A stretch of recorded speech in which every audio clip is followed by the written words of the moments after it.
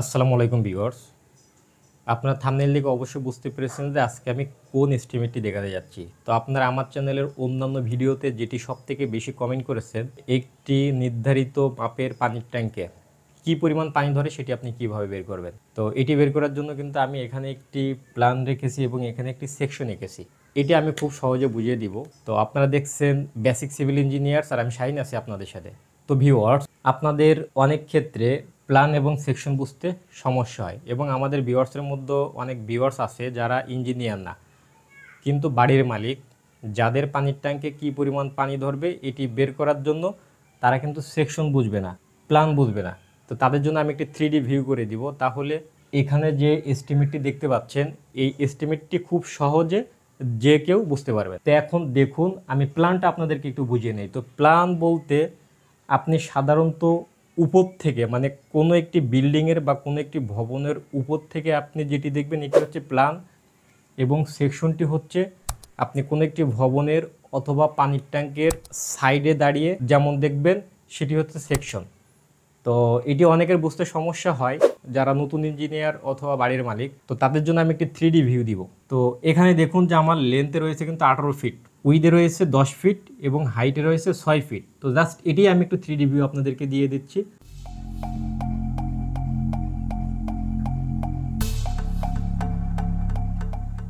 তো ভিউয়ার, যদি একটি পানির ট্যাঙ্কি যদি আপনি 3D ভিউ দেন তাহলে লুকটি কিন্তু এমন আসবে।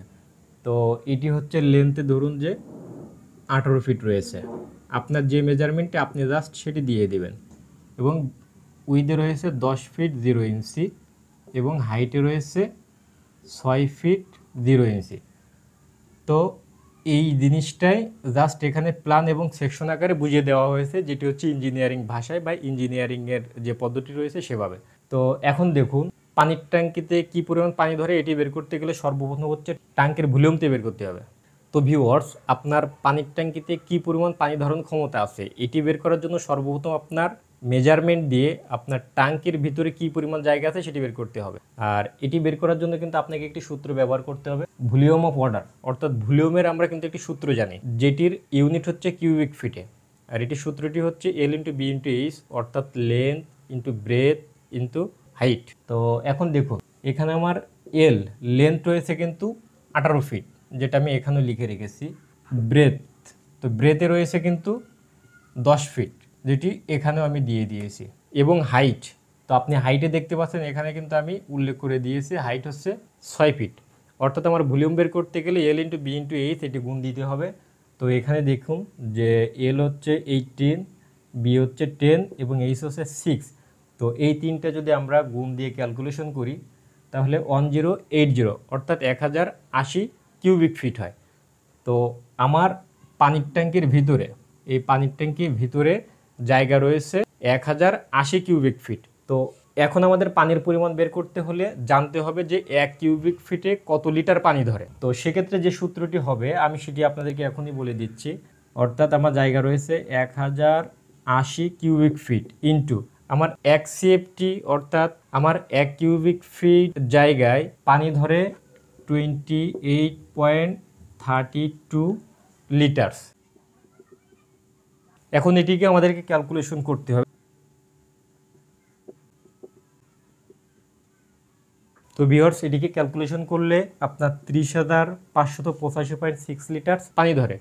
তো এখন আমি আপনাদেরকে ফার্স্টে একটি কথা বলেছিলাম যে এস্টিমেটের শেষে আমি আপনাদেরকে একটু গুরুত্বপূর্ণ তথ্য দিব, যেটি এস্টিমেটের ভিতরে দিলে আপনাদের বুঝতে অনেক সমস্যা হতো। তো যেমন ধরুন যে আমাদের পানির ট্যাঙ্কের হাইট কিন্তু এখানে 6 ফিট, অর্থাৎ ভিতরে 6 ফিট, এখান থেকে এই পর্যন্ত 6 ফিট। কিন্তু পানির ট্যাঙ্কির পুরো জায়গাটি কিন্তু পানি ধারণের জন্য ব্যবহৃত হয় না। তো যেমন হচ্ছে আপনার উপর থেকে, অর্থাৎ টপ স্ল্যাব থেকে 6 ইঞ্চি বা 8 ইঞ্চি অথবা 9 ইঞ্চি, এটি সাধারণত 6 ইঞ্চি, 7 ইঞ্চি অথবা 8 ইঞ্চি এরকম একটি লেন্থ নিচে এসে কিন্তু ওয়াটার, এরকম একটি লেন্থ নিচে আসার পরে কিন্তু এইখান থেকে একটি ওভারফ্লো পাইপ দেওয়া হয়, যে পাইপের মাধ্যমে ট্যাঙ্কি পানি ভরে গেলে পানিটি বাইরে চলে যায়। অর্থাৎ তখন কিন্তু আপনি লেন্থ পাবেন এইখান থেকে এইটুকু। তা আপনি যখন আপনার বাসা বাড়িতে বা আপনার প্রজেক্টে কোনো পানির ট্যাঙ্কির হিসেব করবেন পানির পরিমাণ, তখন হচ্ছে আপনি কিন্তু ফুল হাইটটি নেবেন না, যেটি আপনার ড্রয়িংয়ে উল্লেখ থাকবে, যেখানে হচ্ছে ওভারফ্লো পাইপটি থাকবে সেই মেজারমেন্টই নেবেন। তো এখানে যদি হচ্ছে আপনার 6 ফিট থাকে, তো সেক্ষেত্রে আপনি যদি 6 ইঞ্চি বাদ দিয়ে দেন, তো তখন কিন্তু আপনার হাইটটি হবে 5 ফিট 6 ইঞ্চি। তো এই বিষয়টি আপনাদেরকে লক্ষ্য রাখতে হবে। তো ভিডিওটি যদি ভালো লেগে থাকে তাহলে অবশ্যই আমার চ্যানেলটি সাবস্ক্রাইব করবেন এবং পরবর্তী ভিডিওটি পাওয়ার জন্য বেল বাটনটি বাজিয়ে দিবেন। ধন্যবাদ।